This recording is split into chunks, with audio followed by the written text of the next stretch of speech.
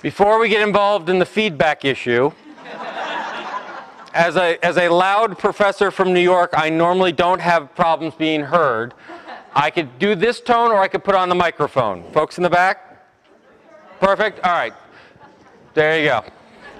Unless you like feedback, in which case we could all pretend that we're at my 7th grade dance. All right. So before we begin, I would just like to point out the most wonderful introduction to this, which is Killing Librarianship. But I don't know if you noticed on the way in through this door, this is the sign telling you what was coming up.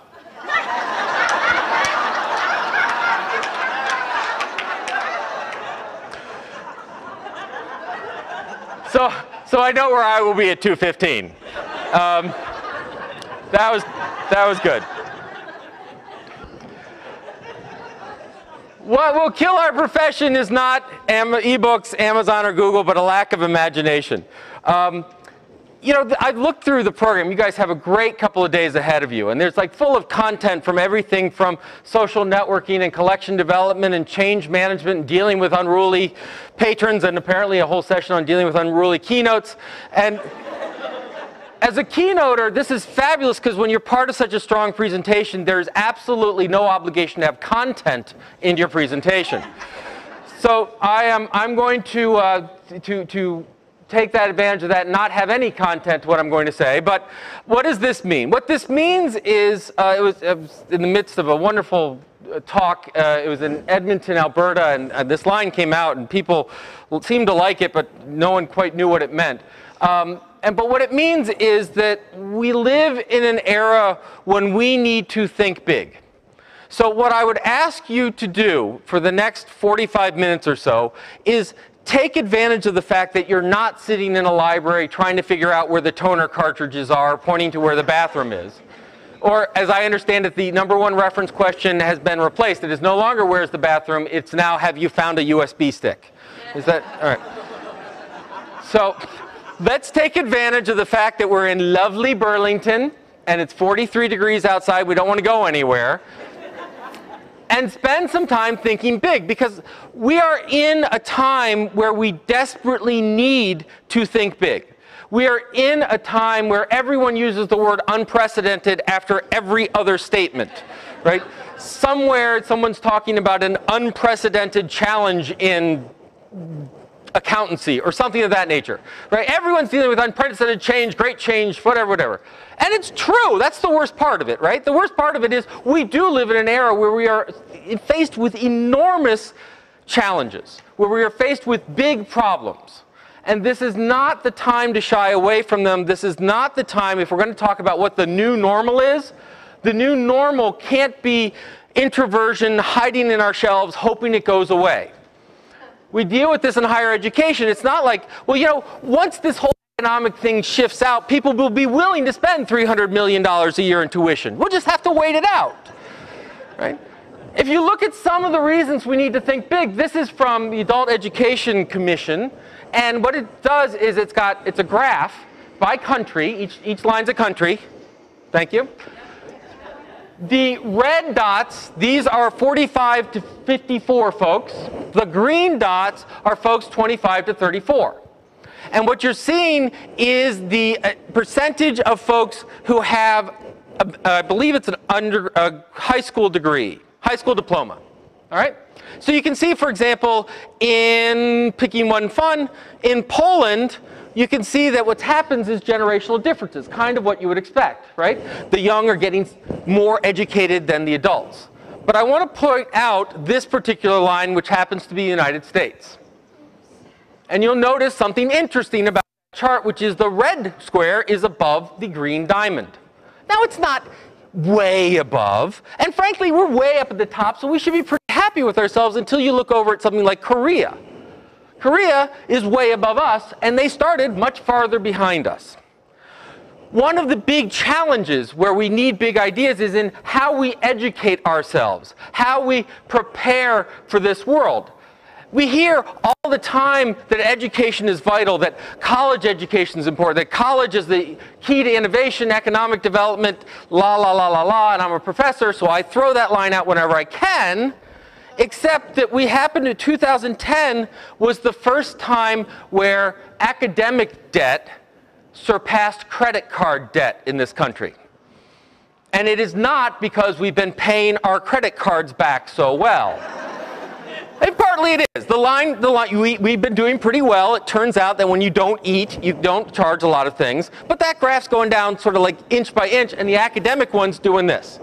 This chart shows since 1982 the growth in percentage growth in different areas. College tuition's up the top at about 450%. Medical care is only 250%. It is costing us more to get healthy, but it costs us a heck of a lot more to get smarter, supposedly. All right? Now, this in the midst of the most dramatic wage and wealth distribution in this country, that we see that the top 5% control something like 60% of the wealth in this country. We're dealing with the shrinking middle class, that we are in almost a 10% unemployment, over that in certain sectors, so that 1 out of 10 people you know has been laid off. We're in an era of great division in our politics where we're just sort of figuring out, hey, do we really need a federal government? Let's see. Right? No, that could be the rest of the talk. I'm not going there. The point is, we have big challenges before us. We are living in interesting times. I once said we live in Shakespearean times. We live in times where we could be writing those dramas, where we're talking about regime change, and we're talking about population growth. We're talking about a massive demographic shift. We're about to go from a country with a white majority to a plurality. We've got many states in which now the Hispanics represent a larger percentage of population than all other demographics combined, and soon than the Caucasian. Now, I think that's a good thing. I think diversity is interesting, but I think it's a challenging thing. When we deal with language issues, when we deal with collection issues, when we deal with all of these issues, we're living in that time. Now, I got to thinking about all of this because Neil Gabler wrote this wonderful article in the Sunday Review of the New York Times talking about the elusive big idea. And within it, and by the way, I'll put all the slides online. You can copy and paste to your delight. He talked about we're sort of at the death of ideas, that we're at a post-idea economy. And it was sort of interesting to think about that. Now, he sort of overstates some of the issues, but his basic line is, look, we used to think big thoughts. We used to make celebrities out of our sort of thinkers, and now we make celebrities out of people who are celebrities, right? I mean, who forgot their underwear when they went out to a bar. Really, this Einstein, you know, Lindsay Lohan, I don't know. So you can challenge it, but it really did get me thinking. And what it got me thinking about is that if libraries and librarians are in the knowledge business, if we're in the learning business, if we're in the education business, and I argue that we are, we actually have two rather amazing challenges before us. Now, the first one I'm going to pick on is the obvious one, right? So if you haven't seen it, go read this lovely article, Save Our Libraries, Fire the Librarians. It was in the News Leader, Florida's oldest weekly newspaper, right up there with the old gray lady. And Mike Thompson wrote this, and it's just lovely, right? Why do we need a new library? I don't know how old, but why do we need a new library? Get those kids off my yard, whatever it is. And I know it's deathly to bring up large blocks of text, but it's so worth it. Stick with me for a moment. While local taxpayers pick up the biggest tab for America's libraries, most librarians are little more than unionized pawns for the social activist bosses of the American Library Association. Wow, all right.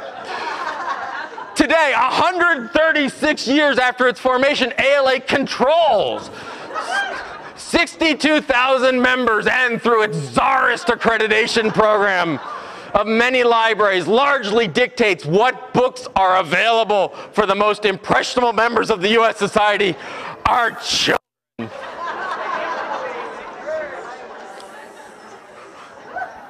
I hear you, comrades, I really do.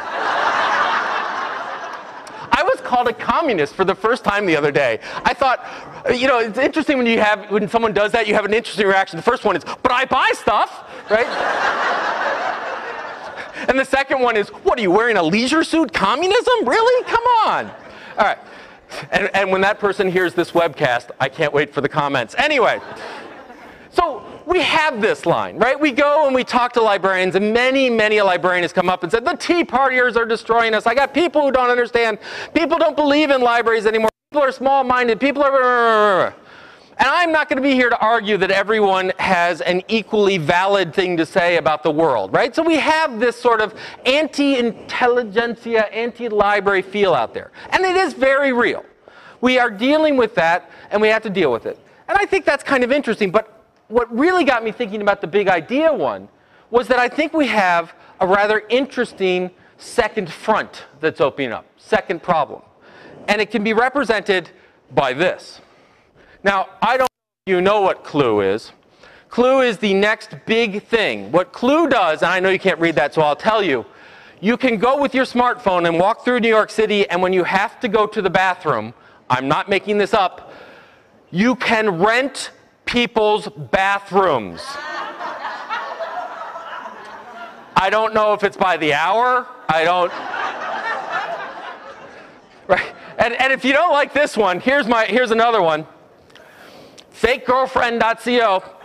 Now this one you probably can read, so you're welcome to try it out on your phones. Now, you save this number, it says girlfriend, you send a text to this number, and what happens is you'll get responded with a random girlfriend-esque message. About a minute later, the fake girlfriend will call you with a pre-recorded message, and after you hang up, tell everyone how great your girlfriend is.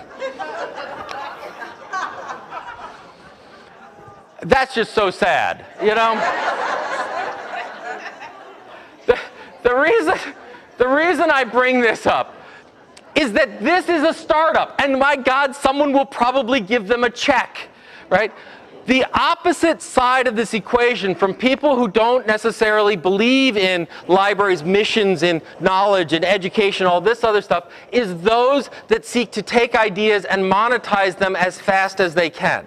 Right? That what we have is we have a plethora of small ideas. And these small ideas aren't bad. It's just a matter that there's this drive to monetization. That the way that all economic development is going to happen in Connecticut or Rhode Island or here in Vermont is that everyone's going to start their own business.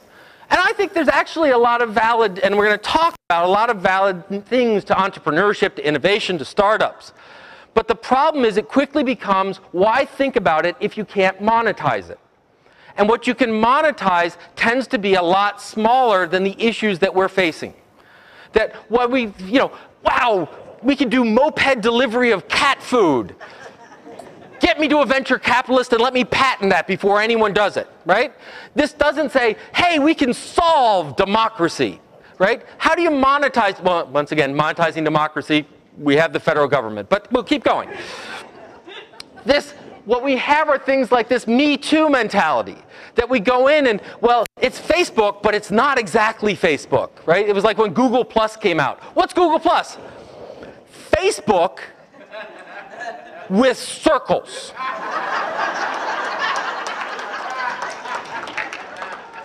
How many of you don't have to admit if you started the conversation, but how many of you at one point were in a meeting where you said, boy, the library could start its own Facebook for Enter City Here? Right? We could do our own social network. And the answer is, why? It's there. But we get this shows up in things like patent trolls. There are huge industries, huge companies that do nothing but own intellectual property for the only purpose to go sue people who are actually producing things. Google recently bought Motorola. They didn't do it so they could bring back the little track phones. They did it for their portfolio of IP, for their portfolio of patents that could help them defend against Apple, fight against Apple. When you look at what Apple's doing with its market, with its iPhone and its iPad, they're now in Korea and they're now in Germany. They're actually trying to prevent competitors from putting tablets on the market. They're not doing it by outbidding them. They're not doing them by outpricing them. They're doing them by suing them. They're saying this is too like RIP, sue them.